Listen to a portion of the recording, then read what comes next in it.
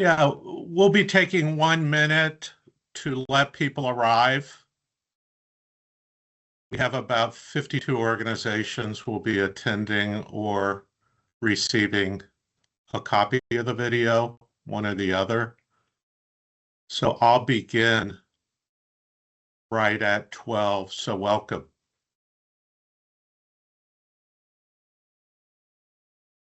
I'm also being accompanied by Mary Nicosia, who is doing all the heavy lifting, like making sure we're on the fastest, most secure internet and that the slides are present. So thanks. You're Mary. welcome. Very welcome. Thank you, Jack.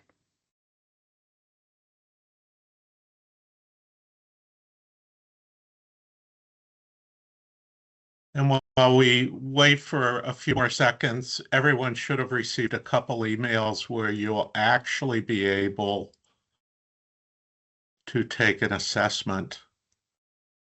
If you haven't had time to take that yet, you'll get a copy of the slides, obviously, to help you interpret that assessment.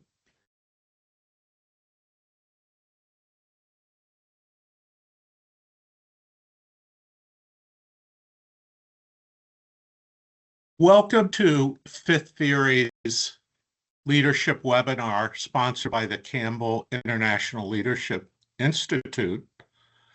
And this webinar deals with what I believe will be an emerging topic in the AI era called self-coaching. And I'm actually going to present a model that I've scientifically validated a number of different ways. I'll present a study at the end of this presentation that introduces what's called the 5 inner coaches concept. The neat thing is you will know your 5 inner coaches when you get your Campbell Leadership Inventory back after completing the assessment. So welcome. Next. My name is John Jack Jones. People always say, is it John or is it Jack? I said, it depends. I'm one of the co-founders of Fifth Theory with Andre Allen, Eric Hutchinson, and Catalina Soto. I'm the director of the Campbell International Leadership Institute.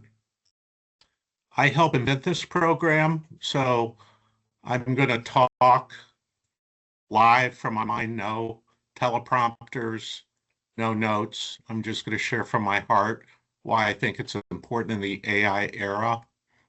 I'm a licensed psychologist. I was cross-trained in clinical. I'm also a diplomat in industrial. It's all in there, but it's basically I'm going to bring science, heart, and innovation to the table today. That's my goal. Next. Probably the most disruptive thought that I'll be sharing is that when I look at all the literature, all the podcasts, all the videos on what leaders need in the AI era, it's impossible in my mind for anyone to be a one-track leader. A one-track leader, you can ask him, well, what's your leadership style? Well, I'm a people-centric leader, or I'm a strategic leader, or like Elon Musk, I'm a disruptive leader. I have borrowed from clinical psychology, the classics. I have borrowed from empirical psychology, and I've even borrowed from AI systems that have valid and reliable corpus of knowledge on leadership. And what we're going to introduce is the 5 inner voices model, where at the end of the day, I'm going to say, moving forward, you might want to consider activating your inner boardroom and not being a one-track leader. Next. You'll become intimately familiar with the foundation of the 5 inner coaches, which is an inner framework. As a licensed psychologist who's been doing this for quite a while and really loves and appreciates the field, and for the people who know me, a number of you know me, you know we measure attitudes, values, perceptions, competencies, knowledge about different leadership tracks. The classic psychologists talk about archetypes or objects or parts, and it's all in the mind. Yet what I realized is that when you're a leader and you have to engage in a disruptive act to take your company into the future, you might not know how to package the relevant constructs or inner parts or inner voices so that you're accessing all that knowledge at once. It might be scattered in your mind, or quite frankly, you can't even remember it. So think of these as envelopes. The new style of leader isn't to sell a house, it's to sell a block with many different houses on it. You'll become intimately aware of the five inner coaches: the observer, the strategist, the encourager, the disruptor, and the builder. Next. And an inner coach is a very real cognitive system. I do work with a colleague of mine, Dr. Michael Cunningham, a professor at University of Illinois. And he talks about, especially in the AI era, how people outsource more and more of their inner world and duties and obligations to AI or to consultants or to others. I said, let's be a contrarian. Let's focus on the inner world, the inner coaches, what you control during the AI era. So that's what an inner coach is. And it's measurable. You can measure it by taking the CLI 90 plus, which I have provided you. Next. I love, whether it's going on YouTube or reading a Massachusetts Institute of Technology journal, or looking at some of the exciting research out of American Psychological Association journals studying what leaders need in this AI accelerated world. And the early lists are generated by experts who have been there and who are living that reality. I also know that there are CEOs and others on this call, or they'll be receiving the presentation, who actually go into a corporate, government, and other organizations to build out the next evolution of business. And the niche that I keep coming back to is self-coaching. Mastering the inner world is going to be pivotal. It can't be taken for granted. And you can't outsource everything to this next generation of deep technology. You have to really master your own inner world, your inner cognitions, your inner soul. Next.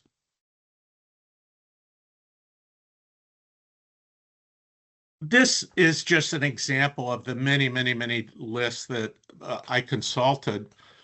And you'll see what experts and thought leaders in AI era leadership are saying are needed: curiosity and experimentation, sense making, and narrative building, where you're really translating AI complexity and importance to employees and boards.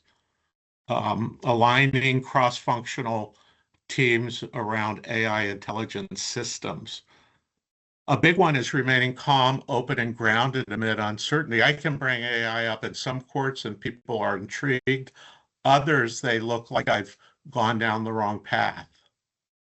But what this study shows is how the disruptor that really can break through walls to bring AI into the organization, the strategist who plans carefully and skillfully and implements the plan, doesn't orphan it, the encourager who builds empathically trust with employees, the builder who methodically puts all the pieces together, brings in the right consultants, brings in the right hardware, software, and knowledge repositories, and the mindful observer who can sit and observe without losing his or her mind. They all link up. Next. This is a fun one. You can click on this when you receive it. You'd probably click on it now, and you'll see all kinds of thought leaders at a MIT brainstorming session with some of the top minds in this area. And they have the 10 lists of what's needed by leaders. And what I did, and I did use some AI work and some job analytic work, kind of human and machine.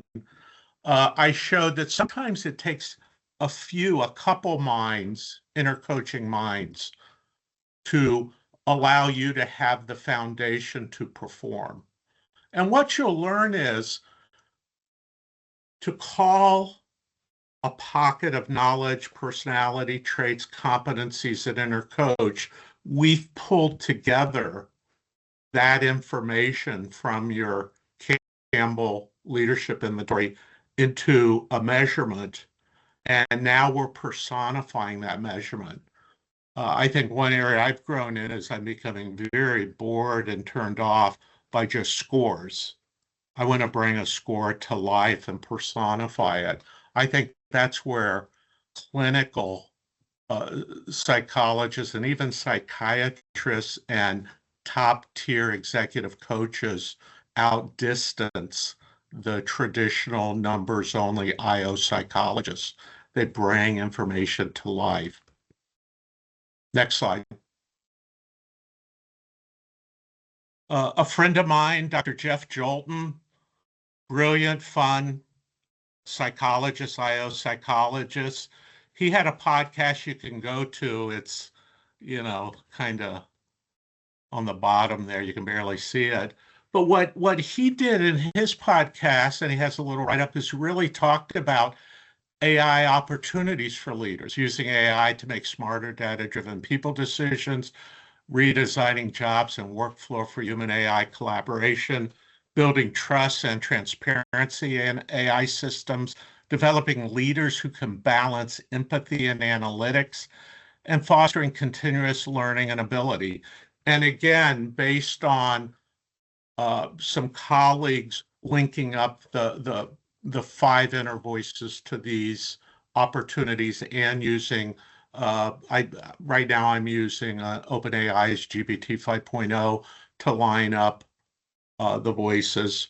You could see that if you're a one-track leader, you are not going to make it. So I see groups like big HR consortiums saying, hey, let's reinvent ourselves, leaders, let's reinvent ourselves. But if anyone reinvents themselves to be a one-track leader, which I'm calling old school from this point on, they won't be able to pull all these off. They'll need a team of four, at least four other leaders to pull it off. But if you can activate your inner coaches and consult them in a self-coaching manner, then that's the way to go. So you'll get this slide. I keep detailed slides as a side note because I know you'll get a copy of this, and many people who attend my webinars like to get that detail. Next. This is BDO, who looked at a wide variety and a wide survey of top leaders globally.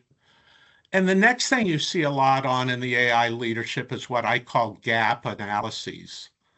And everyone sees this daily, if not hourly. So in this study, which I like because the leaders who assessed were credible and the methodology was credible, you get the classic numbers. 81% identify technology, especially AI, for the future as the number one enabler of strategy and success in the future.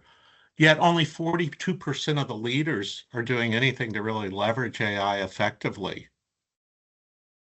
That's a profound gap, and that gap has to be closed.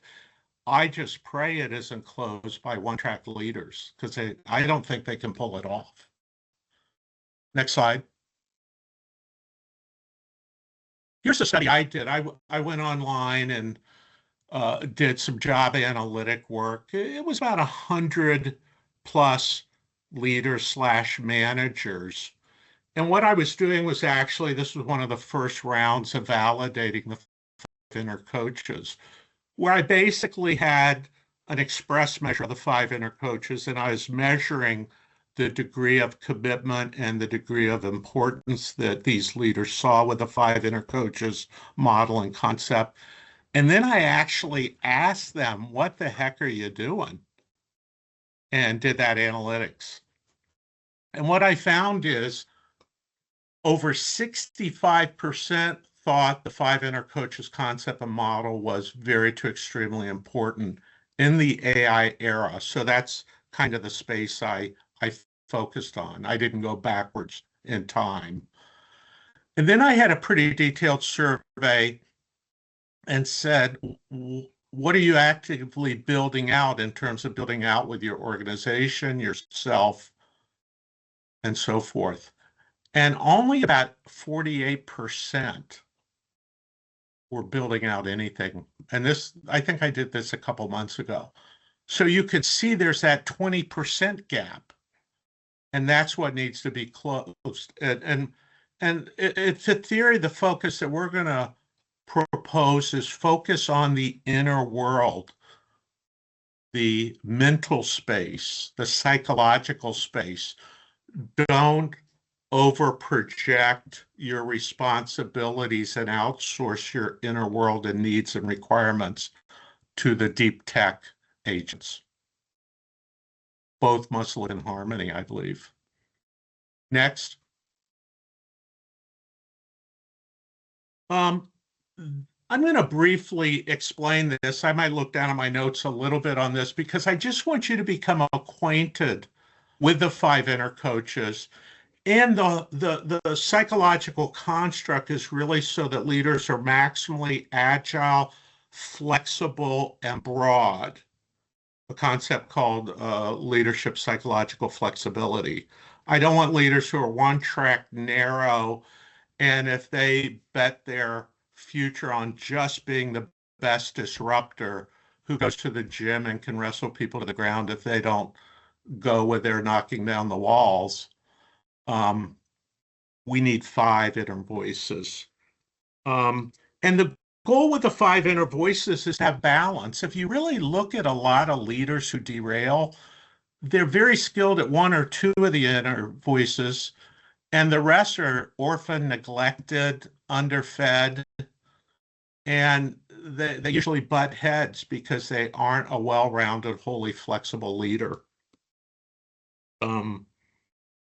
So let me explain and describe each of these a bit. Next. The first is the observer. So when you take the assessment, there's about 5 measures, measurement of being calm, flexible, trusting, emotionally stable, etc., that we pull together into a mental map score. And the observer is really one who could be at peace in the moment, in the zone when he or she is looking at the AI opportunities. And I'll talk about a case study later where someone had a very low inner coach score on the observer. And despite being a genius with all the deep tech, he wouldn't make it if he couldn't self-manage this low score. Vulnerabilities, if it is low, is you're overly reactive. Oh, why are we pulling this in? I don't know if it worked. Let's just be people-centric. They feel overwhelmed with all the knowledge. I was talking to Andre Allen, my partner, and what he pointed out was an interesting concept that if underproductivity was the challenge of the past, overproductivity could be the challenge of the future because leaders' real selves will become disconnected with everything they're generating and no one can keep up with it. So, and then constant rumination, people who are worried, worried, worried. So this is your number 1 inner coach. Number 2, the strategist. Notice I'm not saying the strategist inner voice is a certificate someone received by going to Harvard Business School Executive Leadership Program. No, it's the personality traits and competencies and mindset that form a foundational inner structure to guide you. This is being far-sighted, persuasive, original. The reason conscientious is there is because so many people strategize and plan and they never, ever, ever implement. Vulnerabilities here is people who get into tactical overdrive. They're marching forward and the plan hasn't even coalesced. The glue hasn't even dried yet.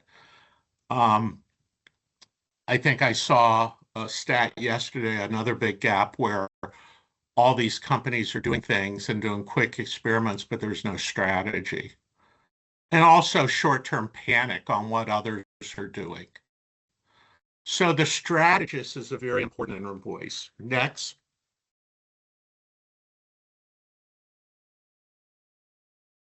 The encourager, this you hear a ton about in the literature. You have to bring people along with you.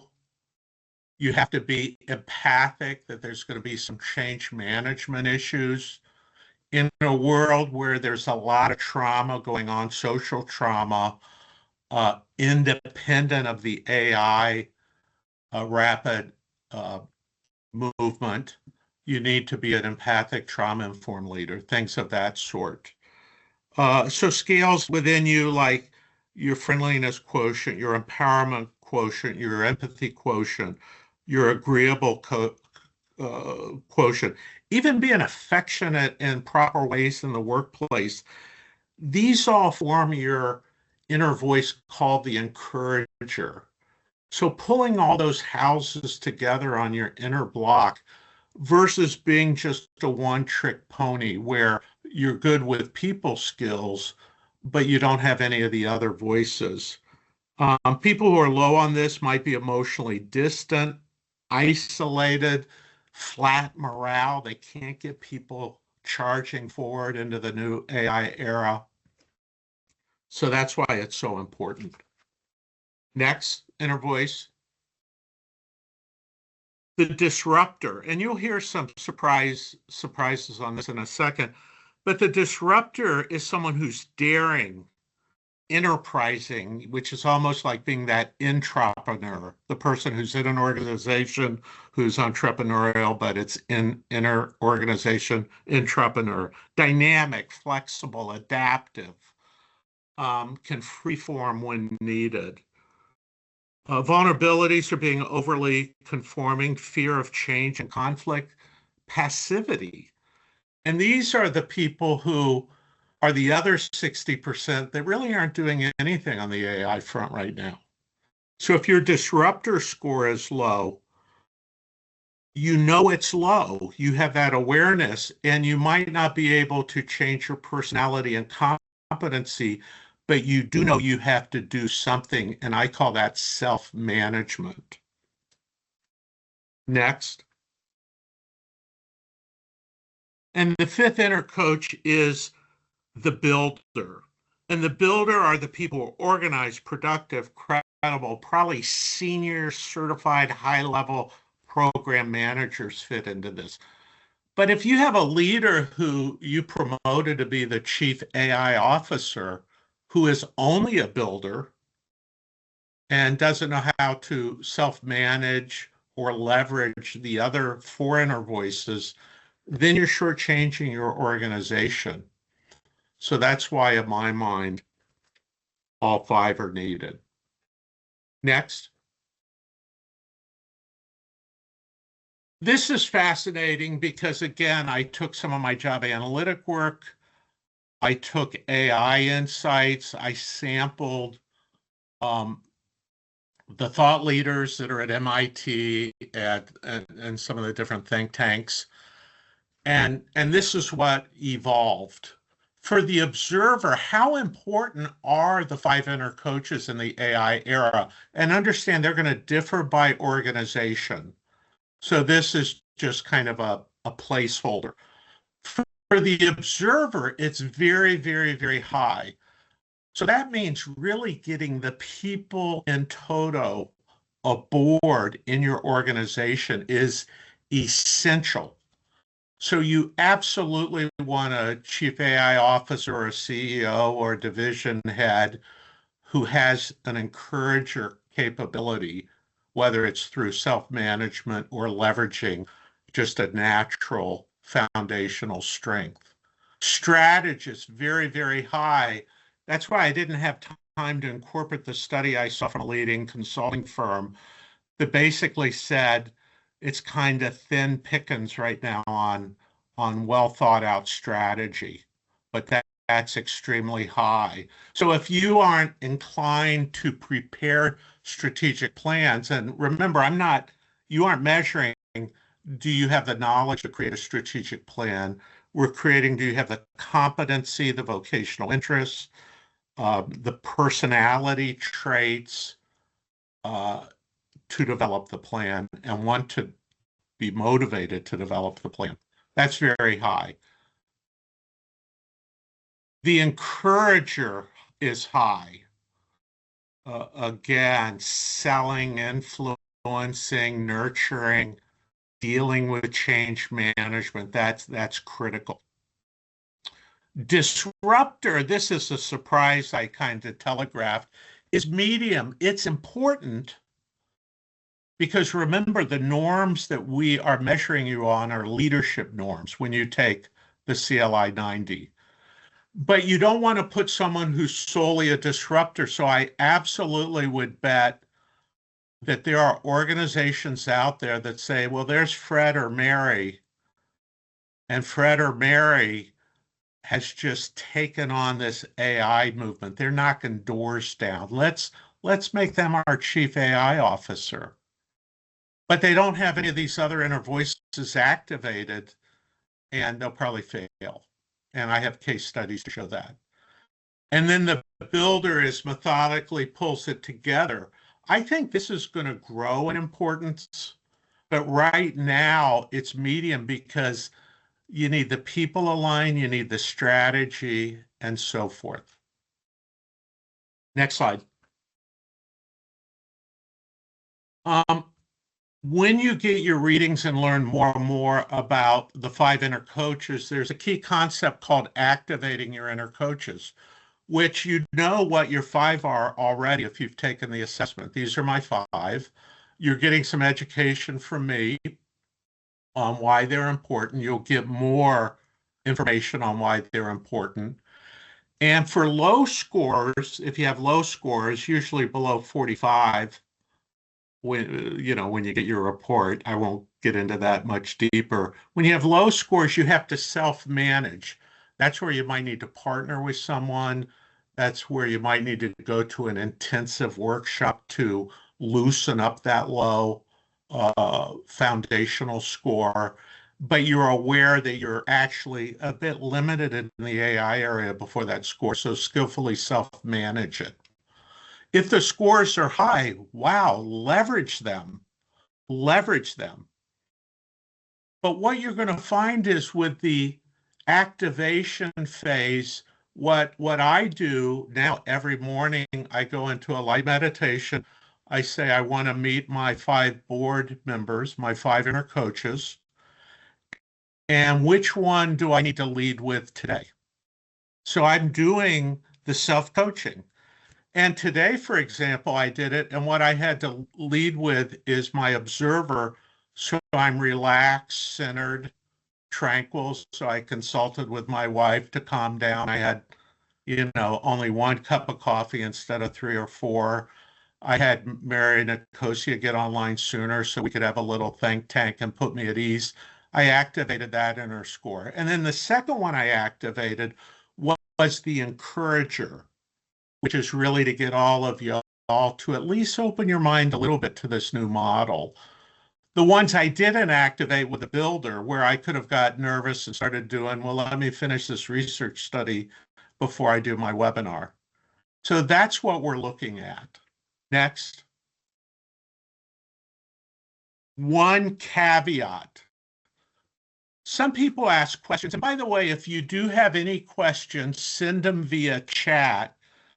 and Mary and I will answer them all and get you a collective set of answers. Um, but the analyzer is really the mental ability, uh, the knowledge that I've referenced, and so forth.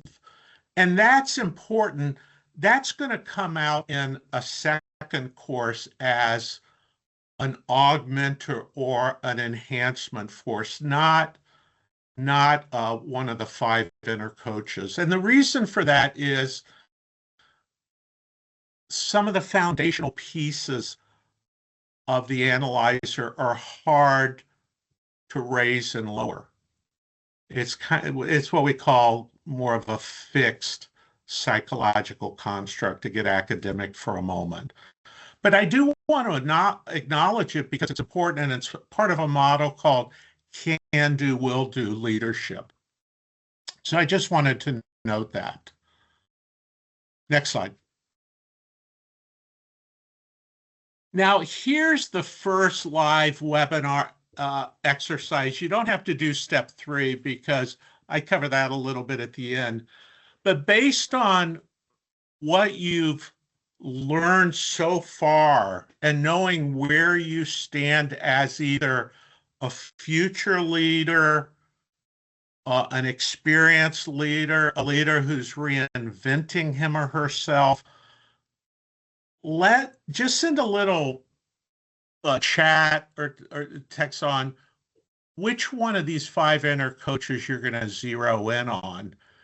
And understand you could have 2 that are average and 3 that are excellent, but average in this competitive world always can be increased.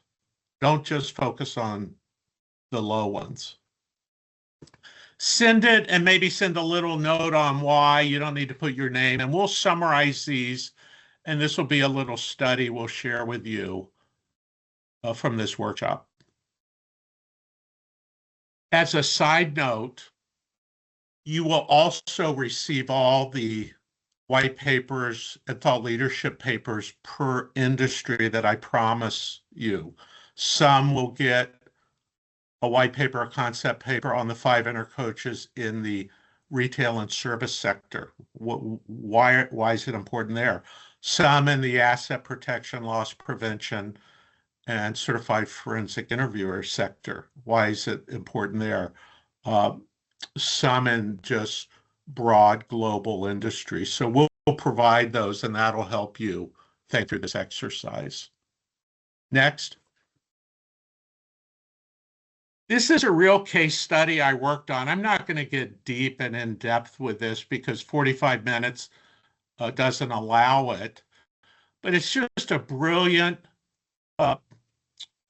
client. I was doing some executive coaching on the BetterHelp platform. And this person was a serial entrepreneur building companies that were getting venture capital. But when he assessed his 5 inner coaches, he was critically low on his observer foundation, to where there's some panic attacks. There was some lack of certainty. He felt like he might have been an imposter, and he really had to get the low observer under control to ensure success, because the low observer kind of led to losing some key partners, to not wrapping things up due to fear. So I don't want you to overanalyze and make this sound too complex. Once you know a low voice, you can get right to work on it. We even have a resource we give you called behavioral nudges that are aligned to where you could do little small experiments each day to self-manage and raise one of your inner voices scores. And that nudging actually won, I believe it was a Nobel Prize for innovation with University of Chicago behavioral finance researchers. So it's pretty neat. Next slide. This is an amalgam slide because you're seeing more and more chief AI officer literature. So I pulled together different amalgams of people who were successful. And what it showed is that usually they have integration of their five inner coaches. What that means, they're all sitting at the boardroom table in your inner world. You could access in the morning who you need to consult with first. And there's some balance there. You aren't too high and three low, or too high, one average, too low. And there are things you have to self-manage, like risk of overextension or burnout. But I would say any company going forward wants a balanced CAIO. Next. Again, some amalgam. So these names are all hypothetical based on putting a number of case studies in from the popular literature to some case studies I knew.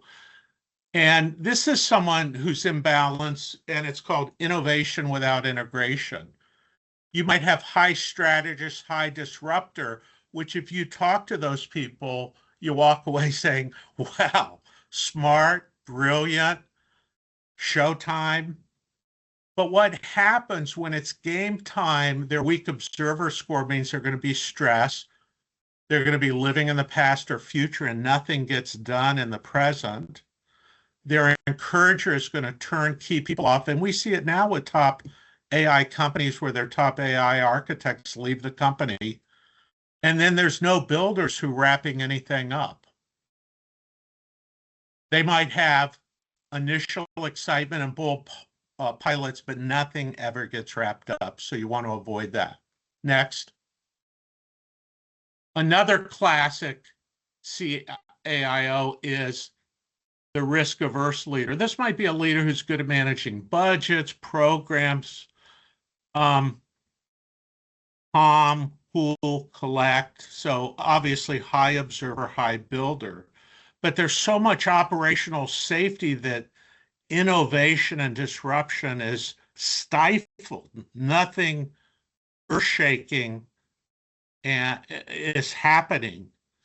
And I know organizations are going to put these CFO types in to be CIOs who don't have a full, robust inner set of coaches at the AI boardroom table. Next. I put this in as caveat too, as a licensed psychologist who's a diplomat in IO psychology, licensed clinical psychologist in Illinois through cross-training, and an executive coach. I hear so many people say to me that professional coaching is the only way to go. They might even cite the, what's it called, the International Coaching Federation, which I have deep, deep, deep respect for. However, only a small, small percentage of leaders ever get to access that resource. So it's easy to go get diluted.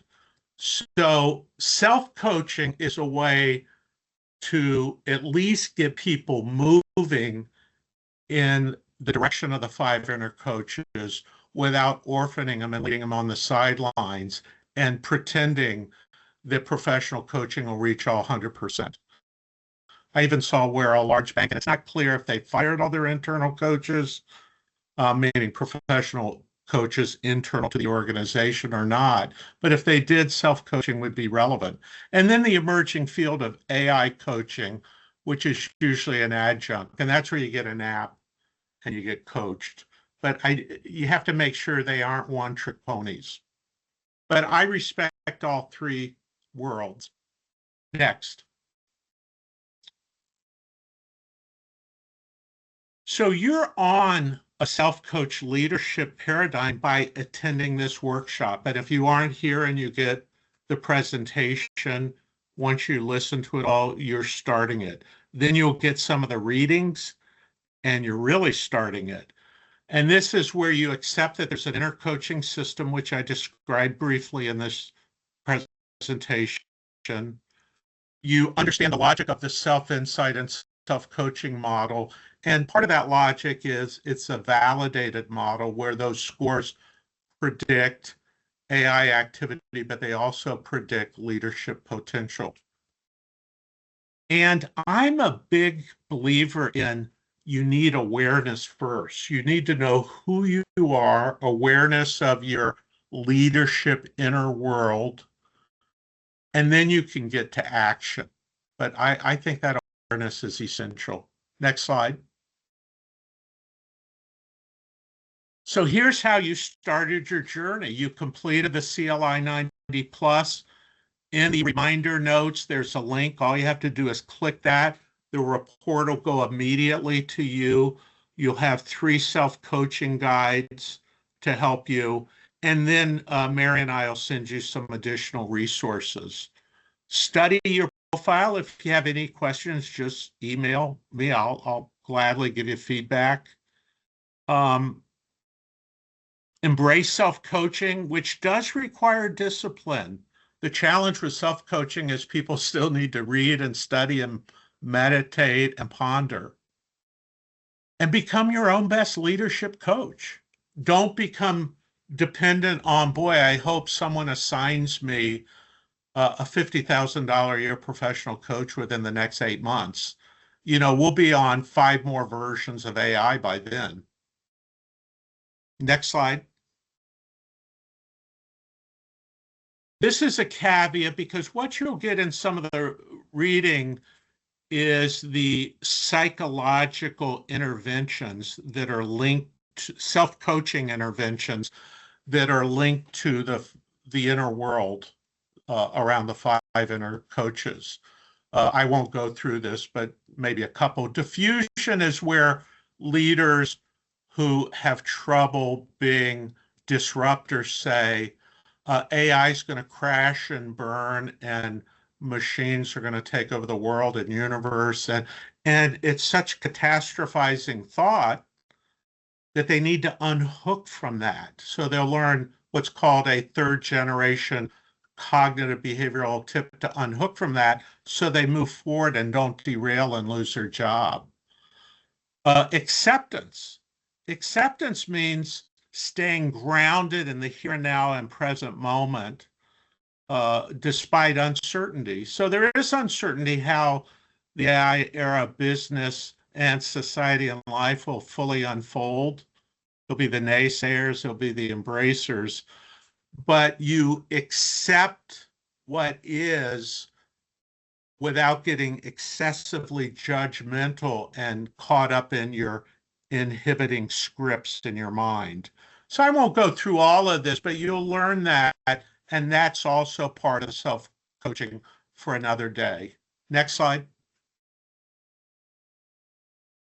This is a study I just did. So I said, I should have some case studies. So I pulled together 6 coaches I worked with who are in the AI era, who are working on succeeding as a leader in the AI era. Then I had 6 who haven't engaged in self-coaching. So these 6 all took the CLI 90 plus. And I did some observation about 2 months after they started a self-coaching process. So they got the literature and workbooks and guides that you've received. And I saw about a 75% improvement on 3 real simple metrics. One was, are you more aware of the role of your 5 inner coaches in the AI era? And the answer was yes. Primarily, that was a high score because of the CLI 90 report. The next was, have you done anything to start moving forward in the AI era as a leader based on your report and your lower scores and so forth? And we had that metric. And then the other was, have you been able to apply some of the ACT coaching interventions to your 5 inner coach needs? And that was the other one. And the study, was pretty useful. More of a case study model. I did do between group analyses, but I was pleased with this. Next. Also, Fifth Theory is going to be offering a new type of certification called the Certified Transformational Self-Leadership Coach. And the reason this is important is because how can I say that maybe 1% get professional coaching and they don't get certified for that, and everyone else has to self-coach and become a master at self-coaching and not get certified? So everyone, the 52 companies, the people representing those companies on this call, we will provide you this course at no cost by you attending. So keep an eye out for that. Next. You'll be badged. It might not be something you put after your name, the CTSL, but I again, to quote Dr. Cunningham at University of Louisville, people outsource so much of their inner world.